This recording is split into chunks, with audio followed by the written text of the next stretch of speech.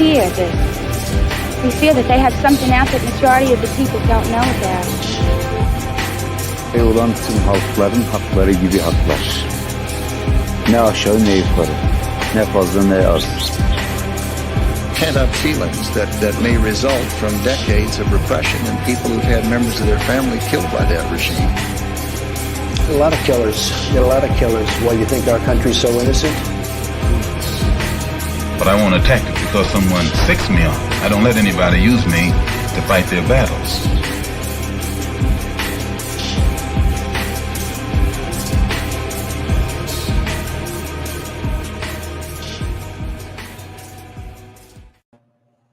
Hello and welcome to Varn Blog.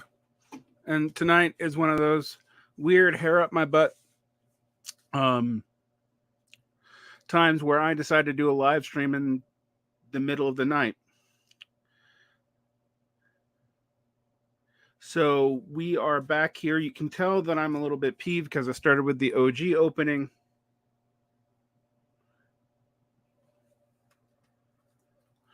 And when I start with the OG opening, you know that I am annoyed. I've been pondering something lately. I got back on Twitter 2 weeks ago and really only announced it like today. I haven't had time to really curate the X feed, so to speak. And so I did that today. And within 48 hours of doing all this, I got flagged twice for clips. Now I have no idea if it has anything to do with Twitter. And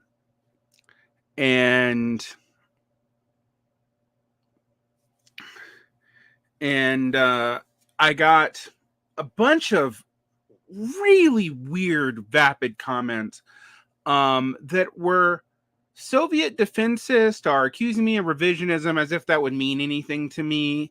I'm not sure that most people know what revisionism is, but I will tell you this. If people don't accept your doctrine, accusing them of revising your doctrine is kind of a useless insult. Like, you are very much in incepted levels of internal coherence if you think that works with outsiders. It doesn't. So let's parse that a little bit. Like, why am I getting all this stuff? What's funny is so many of the people arguing me are arguing with shadow arguments, are just assertions. They seem to not know how to argue. Now, admittedly, these are just in comments, so maybe I have too high of standards, but if you're going to come at me and try to correct me, generally it's a good idea to know what the fuck you're talking about and to be able to back it up. So calling me a revisionist because I say the proletariat is fragmented, you have to disprove that the proletariat is fragmented, not that it's a revisionist doctrine that Stalin or Lenin or whatever had to say that maintained the unity of the proletariat was necessary. That's a theological conception of truth. That's an internal coherence conception of truth. No outside verification is necessary. No argument is necessary, and it's meaningless to outsiders. Don't waste your time commenting on people's stuff with that, because it's literally a waste of time. Like, it's a dumb strategy as far as it goes. So there's that. So I have no idea if my returning to the hellscape of one kind of social media is tied into it, or if it's just an unlucky set of coalitions. But who knows? I'm here to take questions for tonight and talk to you about where I see things for the left. Earlier this evening, there was a 2-hour episode with me and Alex Gindler. And I feel like the episode sort of was ranty and kind of requires some clarification. And so I hope people who saw that episode, well, for one, thank you for donating hours of your life to my channel. Maybe, have a hobby or something. But if you did see the episode, I think there are things we need to clarify. One, generational left cycles are interesting because there are real parallel cycles in the left. All right. I'm literally writing a book on these generational cycles on the left right now. It's It's a chapter in the book called Barbarians. I don't know the subtitle yet, but it's called Barbarians. Thoughts on Gabriel Rockhill? I've read several of his articles. Some of them are stronger than others, and some of his claims are weaker than others. And he seems to not take the timeline very seriously. So, like, for example, he holds people accountable for working with a precursor to the OSS, not even a precursor to the CIA, during wartime when the United States was also becoming in league with the Soviet Union to fight fascism, which is a weird time to be focusing on people collaborating with the government since, the CPUSA was doing it.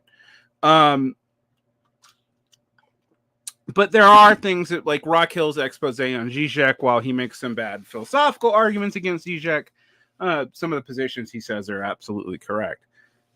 But, I mean, look, a lot of these people get famous by making radical claims in a degenerated academic society where most people, including most academics, have clearly not read the shit they're citing anymore. And you get away with a lot doing that. Right? And so just having an argument that's hard to verify based off of usually correlations is pretty damning. But it is true that a whole lot of the left was all up in things like the Congress for Cultural Freedom in the 1950s.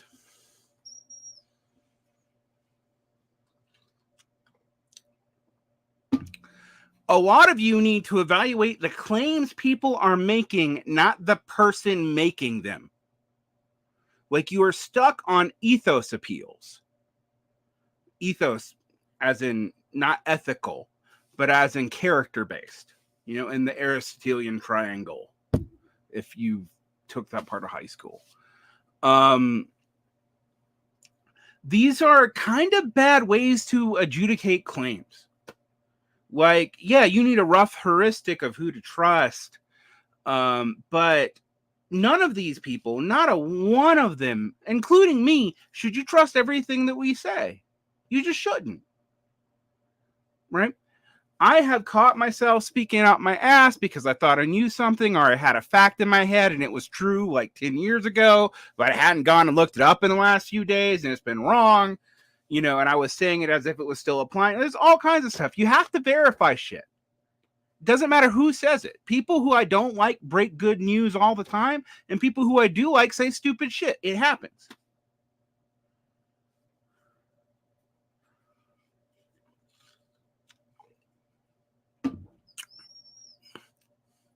I can tell you this, though. I do find it sketch when people, like, seemingly both think the CIA is ultimately incompetent, but also behind everything that ever happened in the U.S. Intellectual life. I mean, there was a lot more intelligence in the universities, and by I mean this as in military intelligence and whatnot, in the 1950s, because it was also a smaller milieu of people. Like, before the 1960s, I think something like 6 to 7% of the population had any exposure to undergraduate degrees. So there you go. But yeah, it's fun stuff. I mean, lately I've been called a Trotskyite. I did 3 whole videos about the decline of Trotskyism. Yes, I know its history pretty well. I also know the history of Maoism. No one calls me a Maoist as an insult.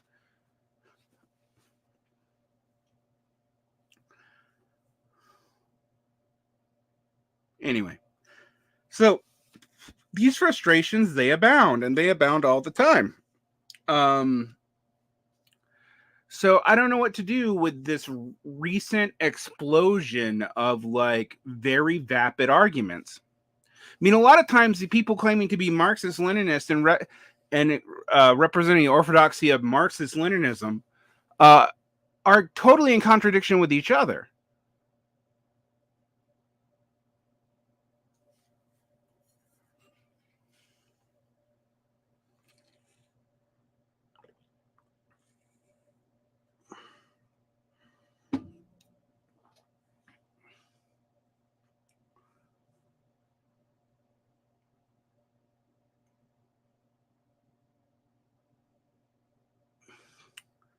Anyway, so yeah, I'm annoyed. And I just don't get it.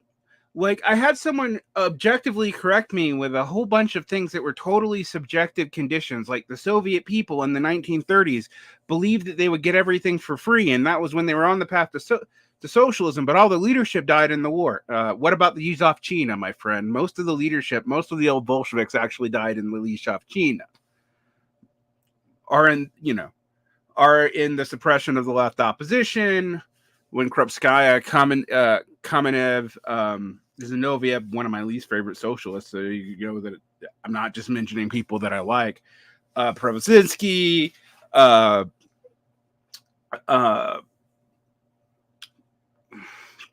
Trotsky, got liquidated. But then a bunch of other people got liquidated too. The people around Bukharin got liquidated. I mean, that's the problem with setting up zero-sum anti-factional politics. Is the only way you can handle disagreement is liquidation or schism. But once you have the control of the state, you can't schism anymore. It's a foolish way to be. Like, if for anything else, the focus Marxists have to make everyone speak in the same voice is a disaster for us historically. It has led to probably the fact that one of the most likely people to kill a Marxist is another Marxist.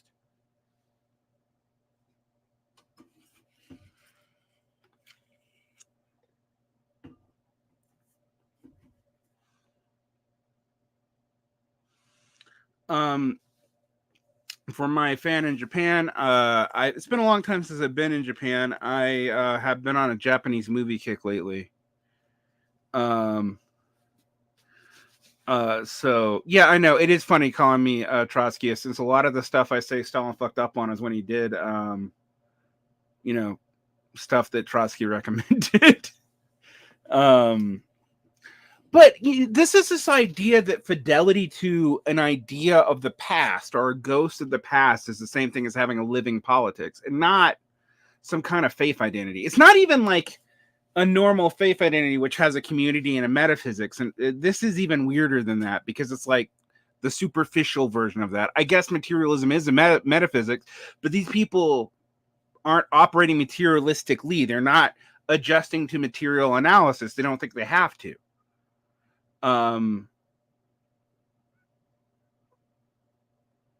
Nazis killed a ton of Soviets. I mean, let's be fair. Fascists have killed more Marxists than Marxists have killed Marxists. But it's a good damn question, because the Vietnamese, Cambodian wars, the purges, the anti-rightist campaigns, that death toll is still in the millions. Any thoughts about the ACLU possibly signing on with the Teamsters, or the ACLU? That ain't happening. Let me flash this on a thing. Possibly signing on with the Teamsters. I mean, the Teamsters are a little bit of a mess right now, so I don't have a lot of thoughts, but. Yeah, Biden formalized Trumpist policies about asylum and called it reasonable action, which I've been pointing this out for 3 fucking years, that the Biden administration, after its initial COVID thing, has mainly just normalized Trump policies, but done it more in line with the status quo of the administrative state. So it wasn't the content of the policies that upset a lot of the administrative state. Apparently, it was how it was gone about during the Trump administration, which is particularly gross. Sounds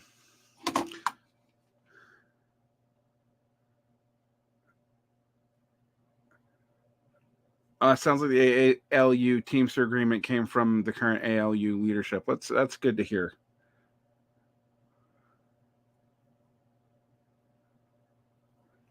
So you asked where I've visited in Japan. I've been to Fukuoka and Tokyo.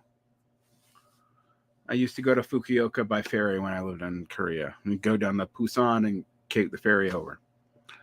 What I've been watching lately, I've been going through the Godzilla movies. So I've watched Shin Godzilla, Godzilla -1, Godzilla 2000, Godzilla 84, and Godzilla 54 this week. I don't know. I've been on a watching monsters destroy things kick. Are they good movies? They're okay. They're fun. I also watch my normal pretentious samurai movie stuff, but that's, that's nothing new. My fave Godzilla right now is Godzilla. I really actually like Godzilla 54. The Japanese one. The American one, Godzilla King of the Monsters, is, all jingoified.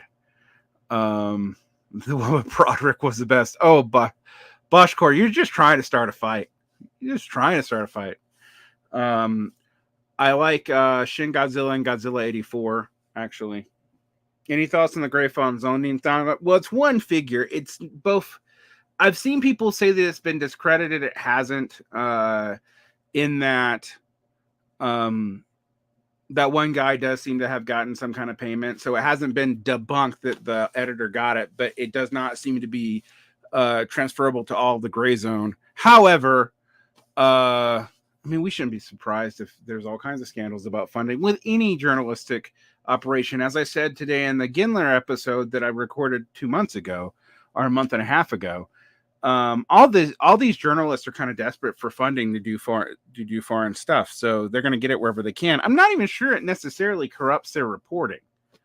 Like, that's kind of a genetic fallacy. It's just how they get funding, which I'm not also downplaying it. I mean, like, you should know how people get their funding. See the Vulgar Marxism video that I posted earlier in the week. I pointed to the side as if it's going to show up on your sidewall. But you should know that, because not so much that it's going to discredit what they report on, it's probably going to tell you what they won't report on, right? Usually propaganda is rarely that obvious. I mean, sometimes it is.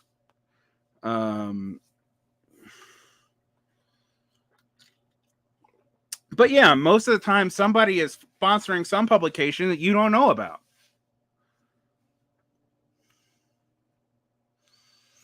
Doesn't mean that you shouldn't take note of it. It doesn't mean that you should trust if they're reporting on something involving a state or a state agency that they're taking money from. Probably can't trust that. But you also probably still shouldn't discredit everything they do based off of just those funding sources. I wish it was that simple.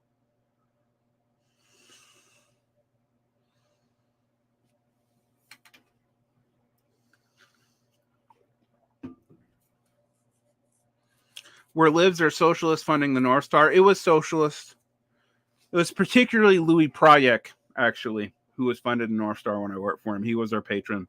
I didn't know that when I took the editorship and actually pissed him off, and he wrote a hit piece on me. You can still find it if you look my name up online.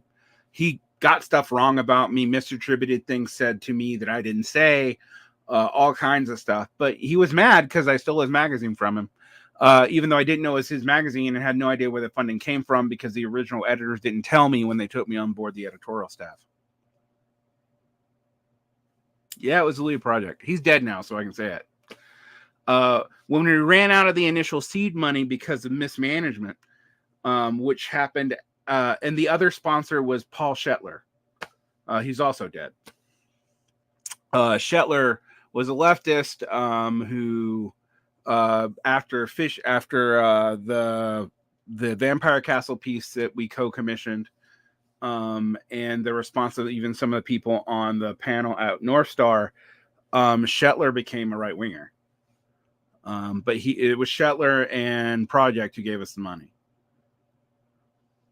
But it was mismanaged, so we eventually gave it back to Project because Shetler didn't want to have anything to do with it after the Vampire Castle scenario went all tits up. And some stuff happened in Britain. I've heard a lot of rumors about it. I can't verify them. Him and eventually Michael Rettenwald and a lot of people around that North Star cluster became right-wingers. I mean, Rettenwald was my chosen successor, actually. Now he ran for the Libertarian Party presidency seat from the von Mises caucus and lost. So yeah, it's a Louis project. Yeah, he was the funder. He funded Pham Bing and Bim Campbell. Campbell had ties to the Platypus Affiliated Society, but freaked out, like Campbell turned all the platypus email stuff over to the ISO. It was a fucking shit show. That and the fact that my ex-wife had cancer is why I didn't do left media for 4 years. I mean, I was still doing a podcast, but I didn't even advertise it much for that very reason.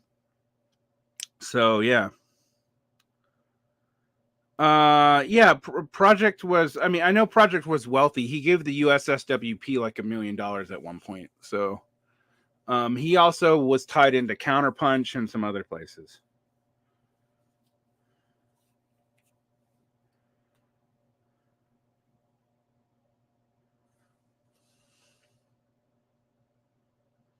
Epoch Times is an anti-China project. Epoch Times is run by people tied to Falun Gong. Of course it is. Duh.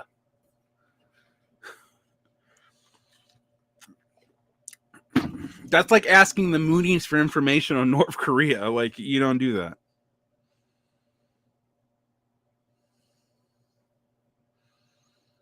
Yeah, it was a lot of money. Maybe it was $100K, but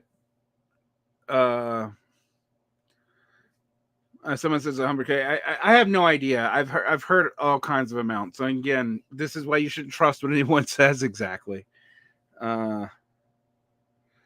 Busted lately for money laundering. Of course, I mean, like, my God, if these media projects aren't all fucking laundering money, I wouldn't be. Anyway, I shouldn't say that.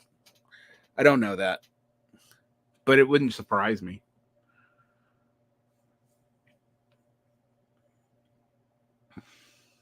Although, Gerard, it would be like 120K in like 1960s money or 1970s money. It's a lot more money than it seems. It's a ton of money. I don't even know. Interesting. Even when I was the editor of the in chief for North Star, because I was out of the country at the time, I didn't have access to the book, so I actually have no idea how much money we had, but we ran out of it. And we turned it back over. Dario, who's one of the editors there, another person that I selected to replace me, who started a magazine called Ritual Magazine, published Jules and Kate Griffin's Kinder Communism and a bunch of other stuff, some stuff by Atasha, a whole big mess of stuff. Dario did that afterwards and then became a Maoist.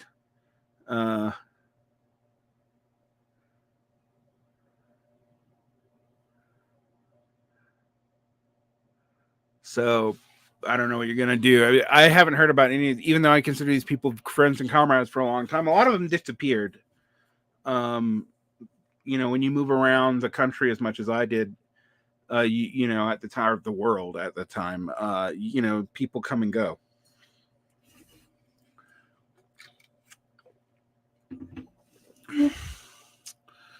But yeah, but I didn't have access to the books. I can't tell you how much money that we had, but it was, we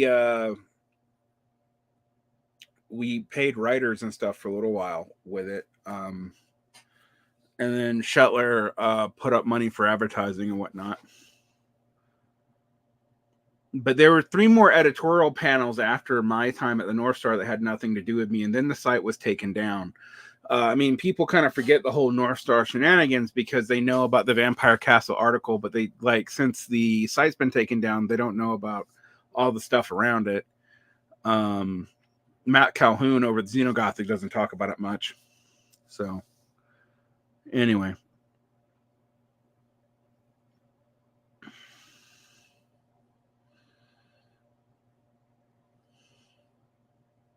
I get Epoch Times stuff all the time because I'm in Utah. They show up on my ads constantly.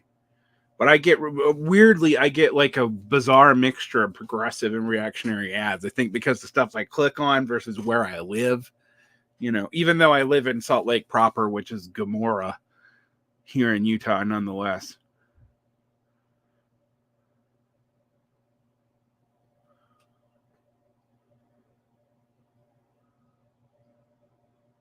You want me to read Tikkun and Radical Engagements? That can be added to my list. Here's what's coming up on Radical Engagements.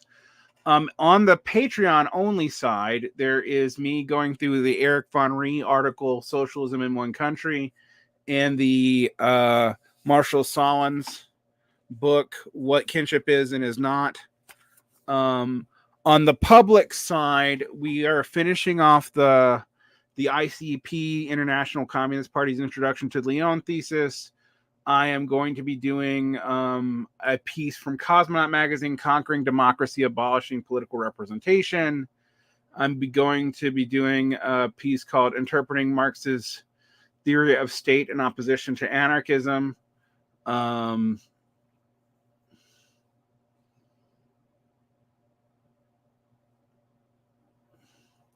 Which I don't totally agree with, but I think it's interesting, and I've had some interesting exchanges with Matthew Crossan lately.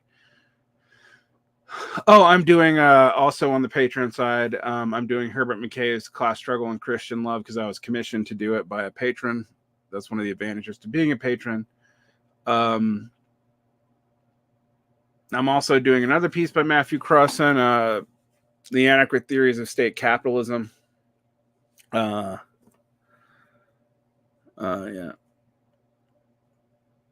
For longer text, you have to be on the Patreon side, or you have to give me a short excerpt. I'm not doing anything that's super long. Or a book link thing on the public facing channel. I don't want a copyright strike. So yeah, I've already got enough from showing up on other people's fucking channels. For 3 years, not once have I gotten any kind of strike for anything. Because I'm not monetized. So the rules are a little bit lighter. But 2 streams in less than a week since I got back on Twitter. 1 copyright, removed the video. One temporary strike that I appealed and got rejected, but the part that was objectionable still can't play. I should do a series on the history of Maoism. Yeah, I probably should. The thing is, the history of Maoism is actually even more fragmented than the history of Trotskyism because there's so many different, like Maoism in France is very different from Maoism in China, and it's both are different than Maoism in Latin America and Maoism in America. Thoughts on SLC Punk? It's a fine movie. I haven't watched it in 10 years. Yeah, I'm down, Hernandez. A lot of people were mad at Gimler's. I got a lot of Platts commenting, or Platt adjacent people commenting today on Gimler's critique of Platypus. I feel like lately, also this has happened. I've been asked questions on Platypus on this and other shows. And all of a sudden, I have people commenting to me and talking to me about debating control. Like, guys, your parasocial rap beefs are not something I'm particularly interested in. I'm happy to sit down and have a conversation with Chris. I've had many, on this channel even. On this channel only one. More with Spencer, right? I have no hostility to sitting down with them. I consider them part of the left because I consider even people who say stupid shit on my thing, unless they say they're right wingers, I take their thing, be they're part of the left, whatever that floating signifier means to you.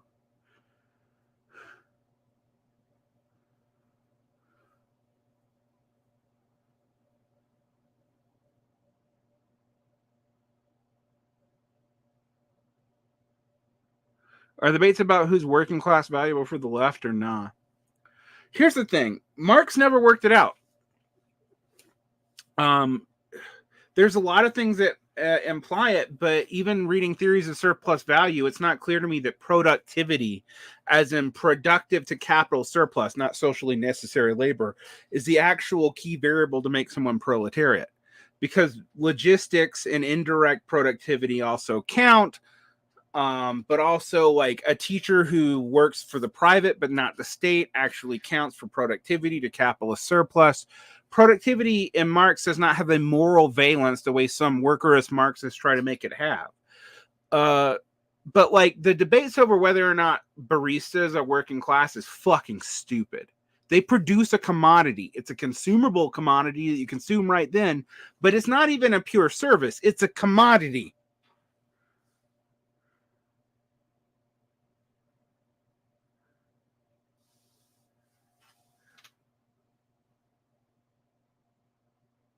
Like, a lot of the debates around the working class are just like, we need better vectors for what we're talking about. So when people talk about I will make this distinction. There's two ways of using proletariat. There's this way in which some anarchist and weirdly Jay Sakai uses it, where proletariat is those who are excluded without property, doesn't necessarily need to be the workers or any particular group of workers. Usually it's in the form of oppressed nations, and nations are really like racial groups. It's a very strange understanding from Sakai, but if you read Settlers, it's pretty clear that's his framework. So I don't use proletariat that way. But and I also think people have hybrid class positions. But stuff like the precise meaning of the PMC, I don't care. Most of those definitions aren't coherent. And when people get mad at me when I say they're not coherent, because they're like, look, there's these liberal elites and they're doing shit. And I'm like, yeah, there's elites in everything. You need to have a finer grain understanding of what these elites do before you can talk about the unity of the PMC or whatever bullshit you're spouting on a given day. Education has neither a relationship to production nor even a clear relationship to distribution. It's a relationship to cartelling. And by the way, degrees aren't the only thing that cartels. Anything that requires a license or you have to join a union or a guild to do is cartelled. So most craft blue collar labor is also cartelled labor. So the category just gets muddled very quickly. Now, if you're talking about like a strata of people who are in petit bourgeois and professional working class position, and by say professional working class, I mean cartelled, but wage earning working class. They produce surplus for someone other than themselves, right? But they are labor aristocratic because they have special rights and privileges that other groups don't have. Now, that's not the only form of labor aristocracy, right? Then yes, that's a meaningful distinction. However, also throwing in anyone with a degree and anyone who works in management anywhere in any place, that's very confused.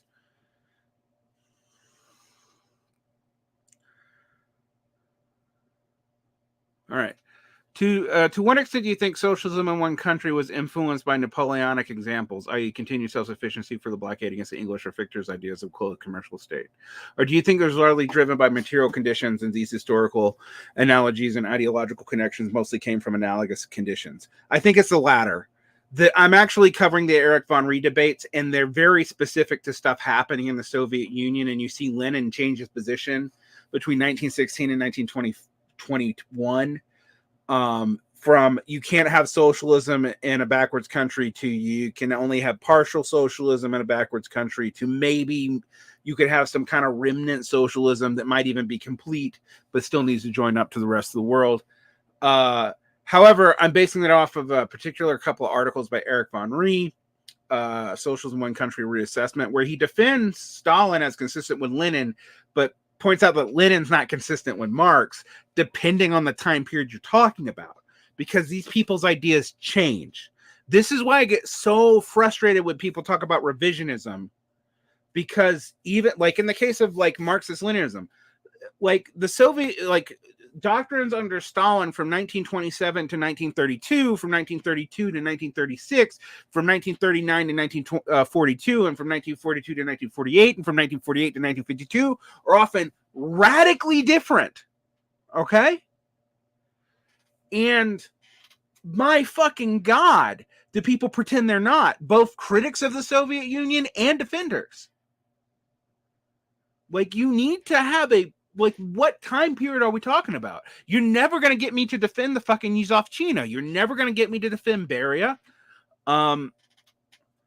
yeah, I'm not even gonna go Stalin 80% good, 20% bad, you know.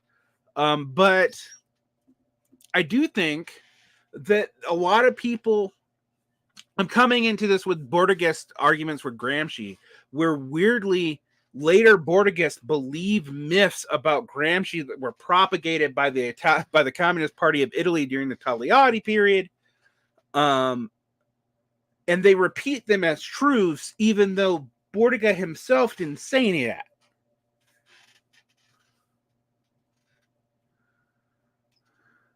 What's the difference between social strata and social categories? Social classes in now I'm going to go ahead and say we have to have some conceptual nominalism here, right? By that which I mean, when liberals talk about social class, they mean different things than when Marxists do. Marxists talk about social class as the stratas of, as relations of production codified either in law or in productive rules. See Lenin for the best definition of this. A social strata is just some variable where you can talk about similarities in a group that have a consistent set of practices, a habitus, interest, etc., but don't necessarily have a singular relationship to production or even to distribution and consumption, nor are they legally prescribed. So strata have, when we talk about strata or social categories, like Dr. Clive Burrow talks about this with the lumpen. The lumpen doesn't have one relationship to production, so you can't say it's a class.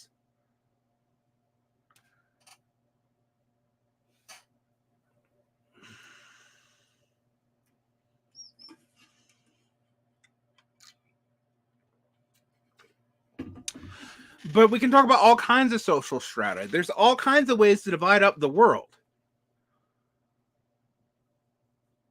But when we talk about clear relationships to production, we mean people who produce and then what they own, and then people who don't produce and how they get out of it, such as landlords and capitalists, who aren't the same thing necessarily, although they interact and you can be both, et cetera, et cetera.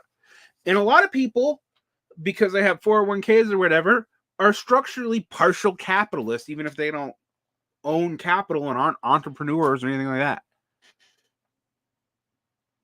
It makes one of the things about the modern world that I've been trying to point out when people are like, oh, the proletariat, even in the third world, dude, everywhere these things are getting muddled.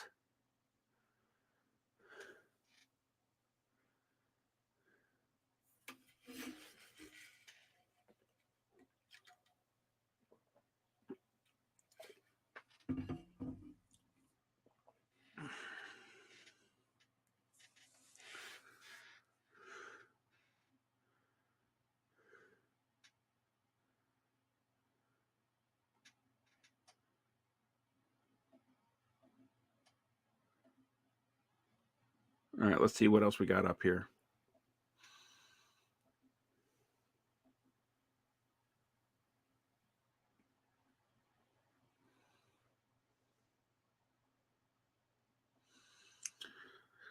All right. Nice to see you guys. I gave New York DSA too much credit. Oh, that's funny. I'm not usually accused of giving the DSA too much credit. That's so. We don't actually really have a quorum to hit because membership doesn't meet as a whole in a deliberative way. Ouch. Ouch. Ouch. Ouch. Ouch. Ouch. Ouch. That's. I'm just gonna flash it up on the screen so people can see that. That hurts. That's some painful shit. Stab me. Oh, God. Well, this funny thing about members of the DSA is half of them are like, you're too nice to the DSA. And I'm like, Jesus Christ, man, I would not be an organization that my rants are too nice to.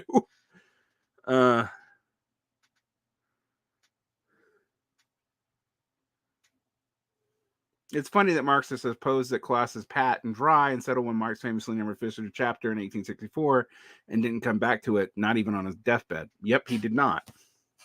I mean, theories of surplus value make it even harder. The more Marx you read, you can kind of see that he's he is really trying to get on the essential vector dialectically, which is you build up the description, you look at the contradictions, then you arrive at the definitions. Like that's actually historically, even pre-German idealism, what dialectics is about. It's when the definitions or axioms are contested in like classical logic. So when you need a dialectic as opposed to analytic. Analytic is when definitions are not contested. So anyway, Marxist description of the working class, I mean, gives you some ideas of what it is, or what the proletariat doesn't own property. And by that, we mean productive property. We don't care about personal property.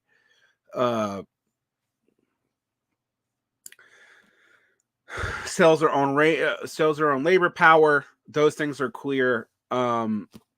Is useful in production of commodities. It's dependent on the wage fund. Right. But believe it or not, that doesn't settle the question for everybody. PMC is an Anglo-American category thing. In 15 years, we'll have it in Europe. I myself use PMC when I talk about part of the deep state. Look, Europeans, I'm sorry, you tend to adopt what we do. So do the Oceanians. And please stop it. Don't, let this American tell you one thing. Make your own fucking mistakes. Don't take ours. We took yours, and it was a bad idea. And now we mutated it and made it all funky, and we're giving it back to you. This is gross. Gross! All right. See you later, Chris. Nice talking to you again. Keep yourself together over there in Japan.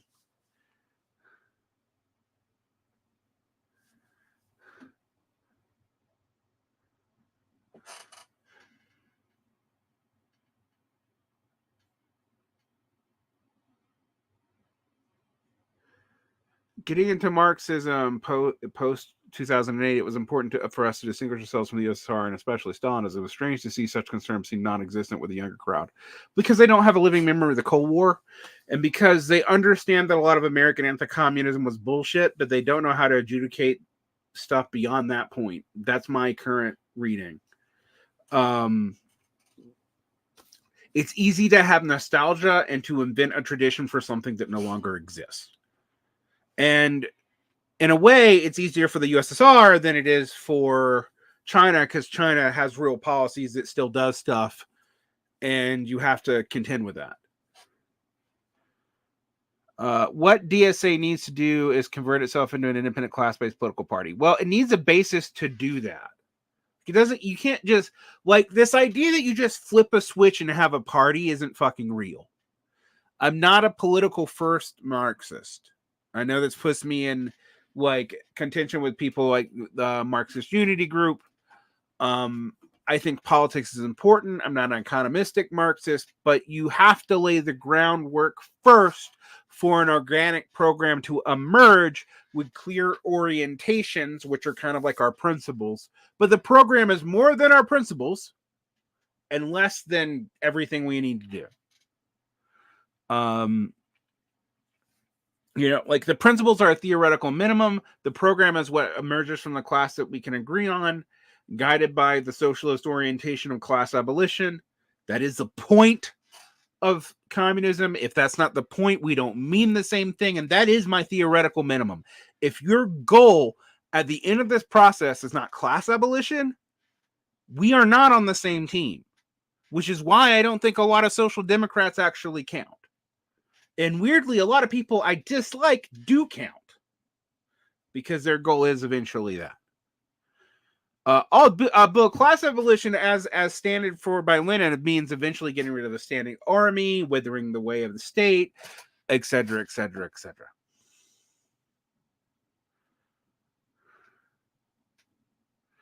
Thoughts on Steinbaum? It's good enough. I noticed that American socialists are super happy about it. That Mexican socialists are a little bit more taciturn. This is always the case. But we've seen a lot of, bullshit about her already. So I'm going to, give it time, trust but verify.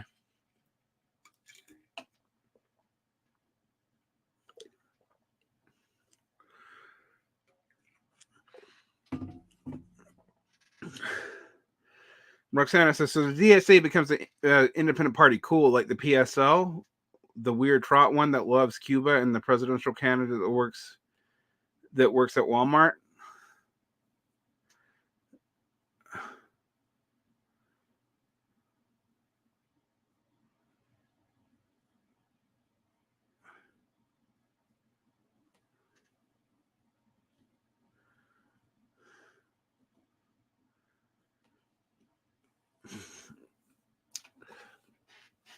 Parties need to come after an organic base is built. I do think we are in a pre-party moment. That does not mean I'm anti-party, nor do I think like Goethe or the classic cancel communists. We've somehow reached a point where the party form has been totally transcended. I think that was way too optimistic of the council communists and proposed a party a problem. But I'm also not like a Bordigist or certain Marxist Leninist who think the party can speak for the class and that it stands above as the brain of the class. I think that's kind of a ridiculous notion.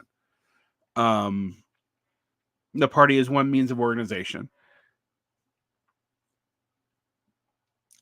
We need many means of organization. The state is a polycentric thing. It's not one thing. So fighting it can't be on one front.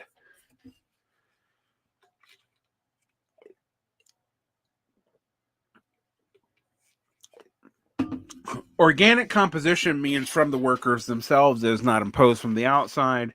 However, we realize that people who are not necessarily workers, that socialists and workers are not one-to-one. They never have been, never probably will be.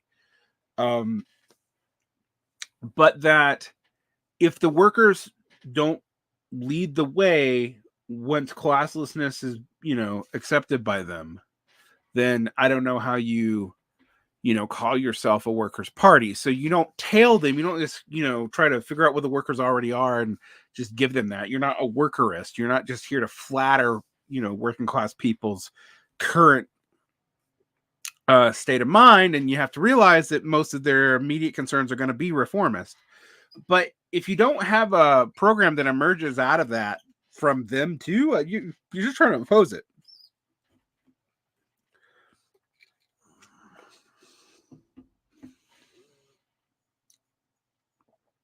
Do you know anything about the split in the socialist alternative that's occurred or been occurring in the last month? I know that it's happening, and I know that has something vaguely to do with the workers' offensive thing by Kasama Sawant conflicting with the SALT leadership. I don't know much more than that. I've just, I know probably what you do.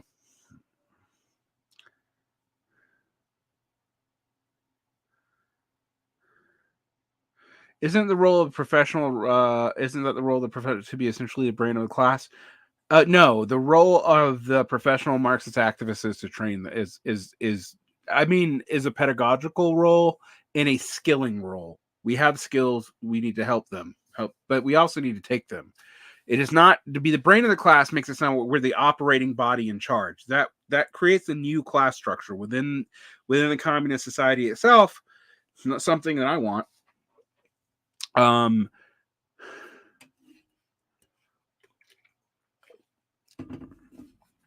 already live in a multipolar world. Multipolarity is just a descriptor of the fact that there are multiple possible hegemons.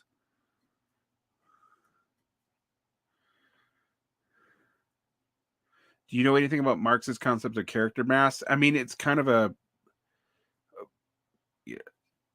that feels just like 19th century ideas about character, which you also see in bourgeois liberalism. We can't, no, you can't leap to really existing communism, but you also can't, the idea that you train a brain of the party and have it represent the working class and that not become a class in and of itself is kind of a bad idea. So the reciprocation here is that professional activists, Marxists, people like me, we have to listen to workers and actually incorporate what they can teach us and give them it's a two-way street, as you say. You're absolutely correct. Nor do I think I'm not a person who thinks that everything is just about centralizing everything into the state. I actually think that would be a disaster. Also, Marx and Engels are both pretty clear that socialism and socialization is not just nationalization. They're pretty clear on that. Later Marxists seem confused in it, and today people just can't even seem to fathom what that means. The state's way more powerful now than it was in the 19th century. But it is something that you have to deal with. I mean, but the dictatorship of the proletariat is not the dictatorship for the proletariat. There's no stand-in.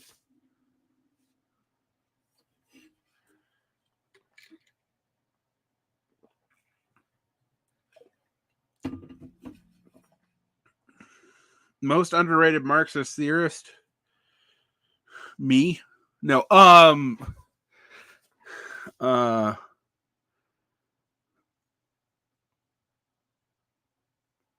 they're having a debate over the nature of knowledge. Knowledge is not unitary. Nothing is unitary. Get the idea of unitariety out of your head. There we go.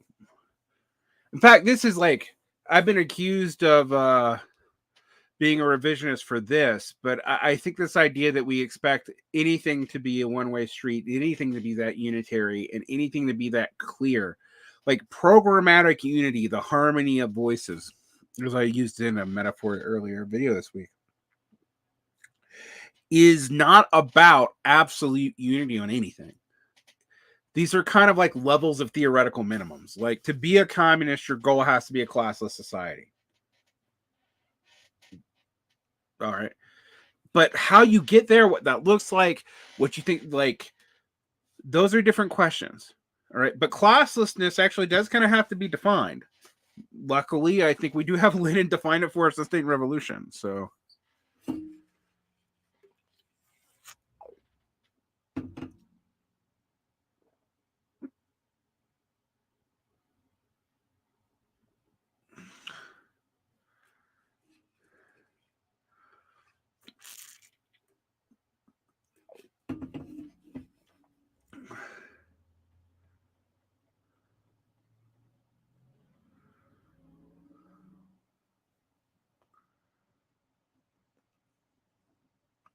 Character mass refers to how actors have to bear certain roles in a social order. Capitalists can help puppies all day and love his kids, but still need to extract surplus by be successful. Yeah, but that's true for everybody. Like, we all have character mass because we are all fragmented individuals who speak in many voices and deal with different interfaces of society. This is a very 19th century notion of the self. The idea of the authentic self is kind of a 20th century thing, and most of it's bad. Like, it's not just liberal. I mean, you see it in Heidegger too. There's a reason why the Jargon of Authenticity by Adorno, which is one of the least read but better of the Adornian books, is the way it is, because we are performing authenticity. I'm actually super sympathetic to Bang Chul Han. I just don't think he actually articulates it very well about this. But we all have character mass, and in some ways it's good that we do. Now, but Marx talks about it, it's very much in this sort of like, yes, there are that we have to do certain things, and we have certain functions and different, because we have different functions in social reproduction and social production.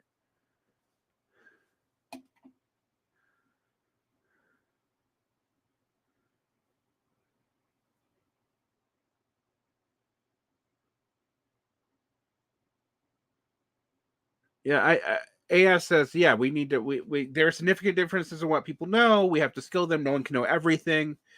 Et cetera, et cetera, et cetera. These are all true. These are all very true. I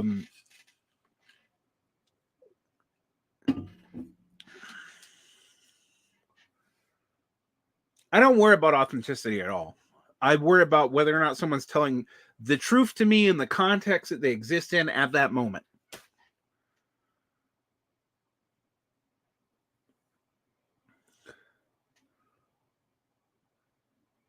Here's another thing about the party. You will notice, for example, that I am not a member of the party right now, and there's a reason why. I speak independently. Marx and Engels make a big deal out of this. They didn't subject themselves to party discipline unless they thought that they could. So until there is a party of which I think is worth being disciplined by, you're not going to see me joining it. That does not mean that I oppose the existence of a party or that I think is a petit bourgeois intellectual, which, I mean, let's be frank here. In this function that I'm doing right now, I am. Well, I'm a petit rentier intellectual.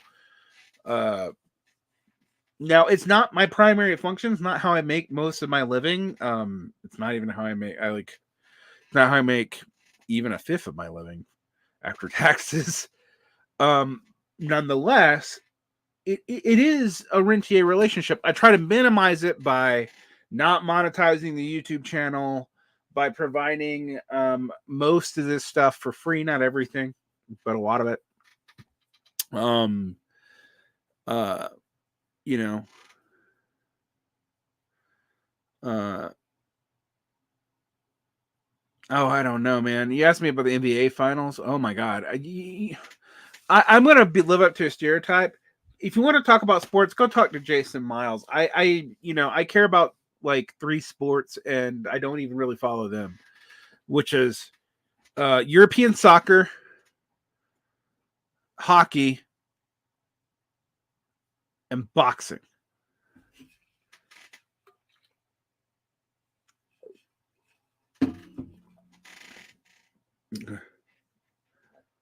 Anyway, a few more questions. I'm going to go and call it a night. It's late.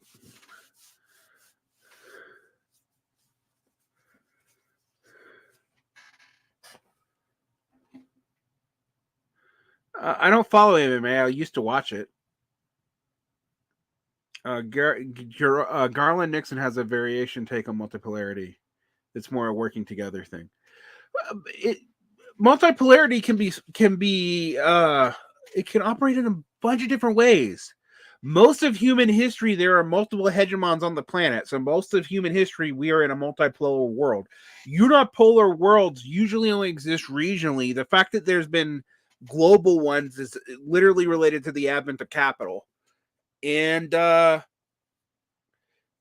suck. But, the unipolar world is not a peaceful one. But neither was the bipolar world. But the multipolar world can be more peaceful or dramatically less peaceful than either one of those, depending on how, because there's more variables, there's more ways it can operate. It's just not in and of itself the idea that it's going to solve any problems or is even inherently anti-imperialist is just wrong. But it's a descriptor of reality. We live in a multipolar world. I mean, there you go.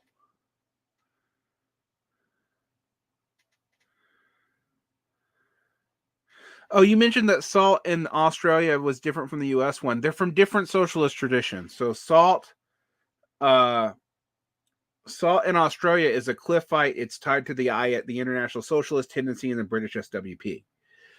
Salt in the United States is tied to the CWI, and I think are the militant tendency. And they're both British, but they're different British Trotskyist groups that the American one split from.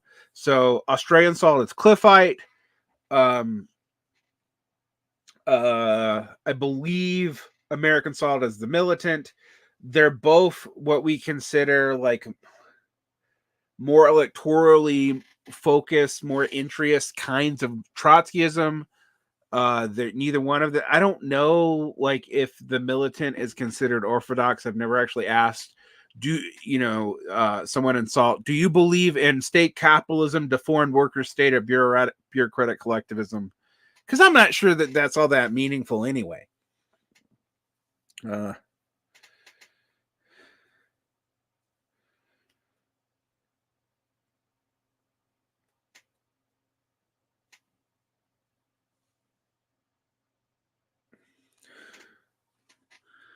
Why are certain communists attached to social republicanism? Because they want a way to build. I mean, it's because of Mike McNair and neo-Kautskyism, which is, which I've always thought neo-Kautskyism was like soft Marxism. So that's just me. But that's not probably fair. So yeah, split from the CWW and created the ISA. Yeah, Socialist Alternative, the International Socialist Alternative. Yep. So CWI. So they're from the militant tendency, but they're no longer in it. Like Trotskyist splits go. Dear God, there's so many of them. Holy crap! I have documented so many of them.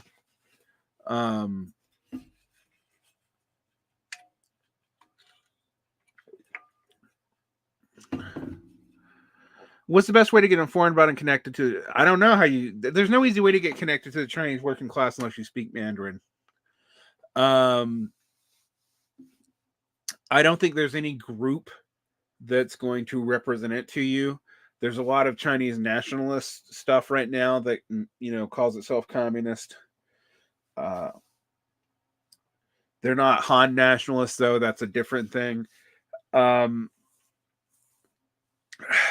You know, I the more I study China, which I do a lot, but I don't speak the language, which is a major limitation.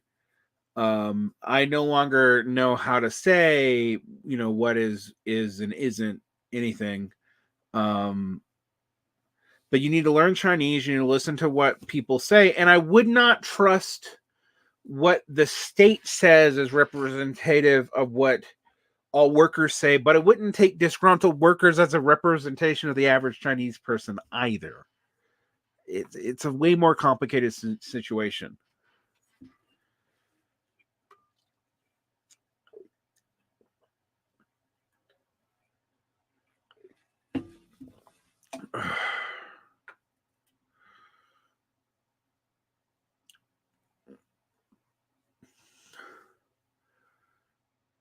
But I do talk to a lot of people who told me about the Chinese left and the CPC, and I read official statements, and I'm now trying to read, you know, Xi Jinping thought, because I have to admit, in English translation, it's boring as fuck, but it's important to understand right now, and a lot of people don't really understand it.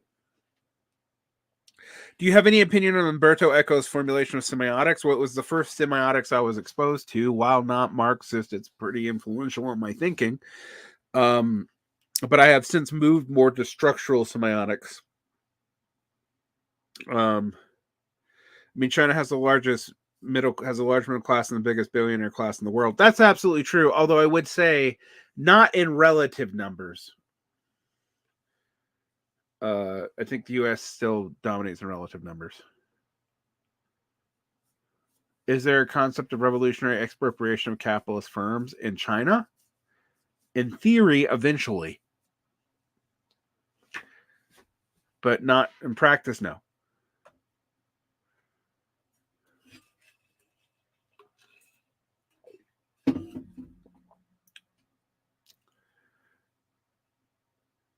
You mean in general? Yes, of course there's a concept of revolutionary expropriation of capitalist firms. See the Civil War in France when Engels talks about that. I believe it's Engels talks about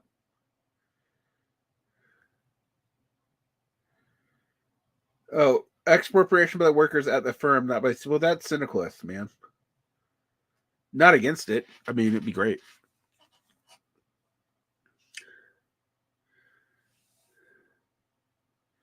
I'm sure there are more billionaires in the U.S. than China.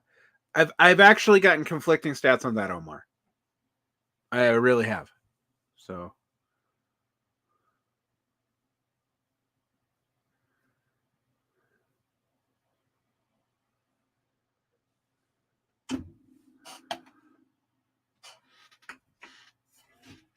but I can tell you that if we go per capita, it's definitely the U.S. It's if you go per absolute numbers, I've seen conflicting stats.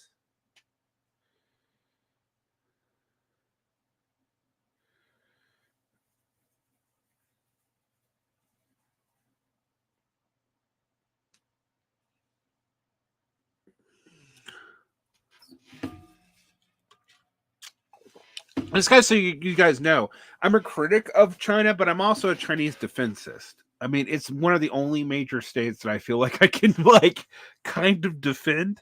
Not very well. I don't think it's ideal at all, and I don't even think it's socialist right now. I think it's predominantly a capitalist state at this point. And I miss when Maoists were honest about that. But, you know, I guess Black Red Guard over on Twitter still is honest about that. But I mean, not always the most pleasant guy to deal with on Twitter, but a lot of other Maoists are not. I mean, it's interesting to me how people can tell me China is socialist, but also tell me that China plans to be socialist by 2050. And I'm like, well, those are contradictory statements. That's not even like a contradiction in the Marxist sense. That's a literal semantic contradiction. What's your opinion of Richard Wolff and the co-op centric model? I think Marx is explicit that co-ops are not socialism. Co-ops by themselves or even syndicates work on a market. The problem isn't just the firm, it's the fact the firm exists in the capital market in the first place and would still involve exploitation, even self-exploitation, to be profitable in a capital market. As a, you know, it'd still be better than non-worker controlled businesses, sure, but it's, you know, and as a form of transition and maybe training people up, it might be the embryo of something. And so I don't, you know, but Richard Wolff, I think there's an esoteric and an exoteric Richard Wolff, and his exoteric pronouncements makes it sound like he's kind of copacetic with Keynesianism and MMT and all that, and as a redistributor and just big on co-ops. I don't know that this is actual politics. I've met him. He's a lovely human being. But he of the Marxist economists, he's not my favorite. I kind of think his rhetoric shifts around a lot, depending on the situation. It seems to me like most Maoists on Twitter have at least gone back to being anti-China. Well, maybe it's because China's economy is not doing as well. I don't know. It's interesting to see. It is funny to me, though, that these fads happen so fast. Like, people are going back through the history of these ideological developments that often happened in the 60s and 70s, and they're replaying them on Twitter in a matter of years, like 2 or 3 years. And, like, divorced from actual material development. It's like they're rediscovering these historical positions because they got their fucking politics from memes in the first place. I mean, I'm being radically unfair here, but I don't see a lot of evidence to the contrary.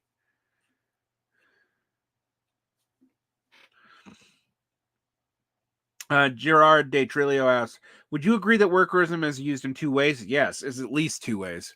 It refers to stuff like Italian workerism and autonomism, are tailing workers and intellectuals making assumptions about their culture.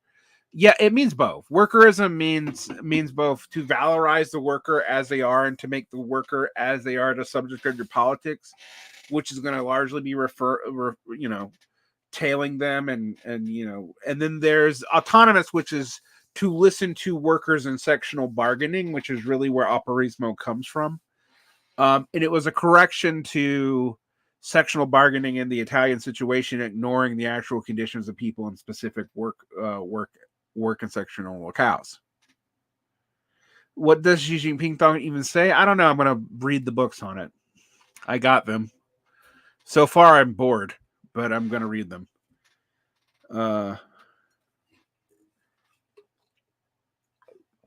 What do you think of Hobsbawm's work? I mean, I like The Invention of Tradition and and his books on the Age of Revolution and the Age of Empire, and those books. They're pretty decent. I wouldn't end my study with them, but they're fine.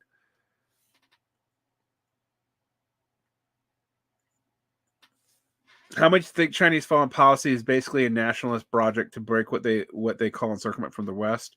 I think a lot of it is that. I mean, if I was going to fault the CPC, it is not trying to come up with anything to replace either the Comintern or the Common Form. So there's no new international, and not even a communist-aligned like developmental movement that they really push themselves.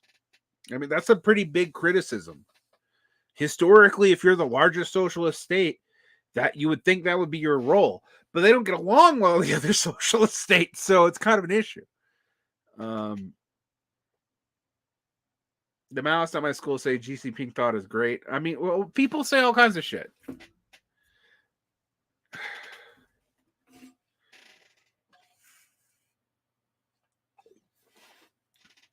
I'm saying workers is thinking it's not sufficient attention to dialectics at work right now, and workers' class is choosing to fetishize the working class. What do you see as the paradox of left nationalism? Does nationalism always arise amongst the left out of cynicism? I think I don't think it's just cynicism. I think that people realize that national collectives, like the imaginary of a national collective, is useful for organizing against empire, and breaking up empire is good for communists to do.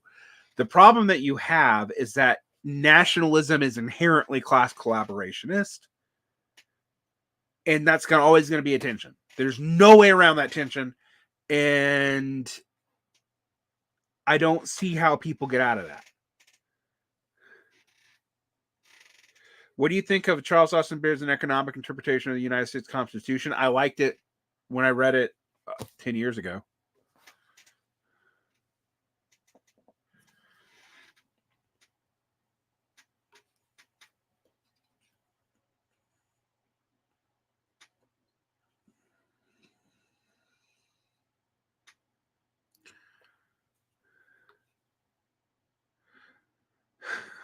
The biggest criticism of China is they don't interfere in other countries enough. I'll take it. I don't know they need to interfere. They just need to set up a commentariat. I mean, they're big.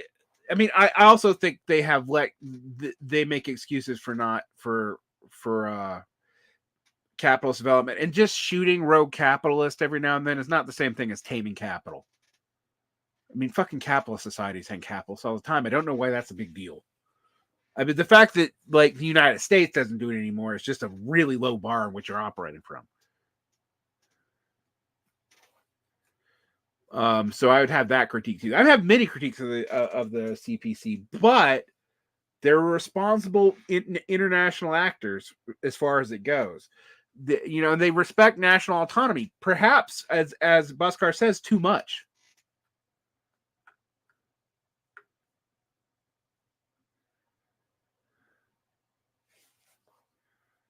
The CPC is part of the International Meeting of Communist and Workers' Parties. Not sure what they do. I mean, yeah, but there's a Socialist International too, but no one gives a shit. Like, it's not really the same thing. There has not been anything like the Comintern since the Comintern was dissolved.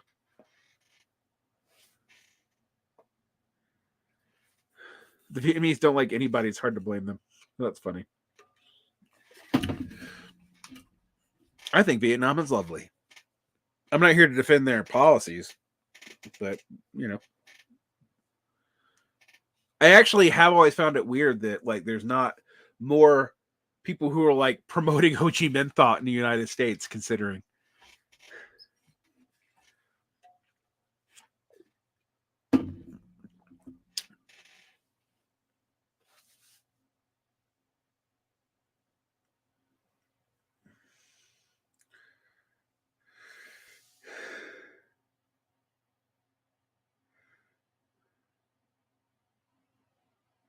All right.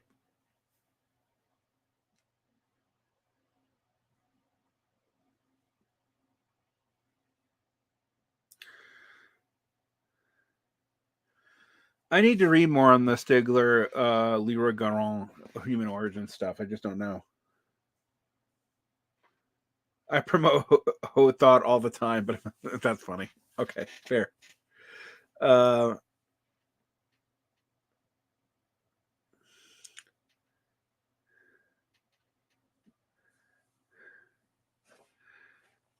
Banh mi is the best sandwich. Well, of course it is.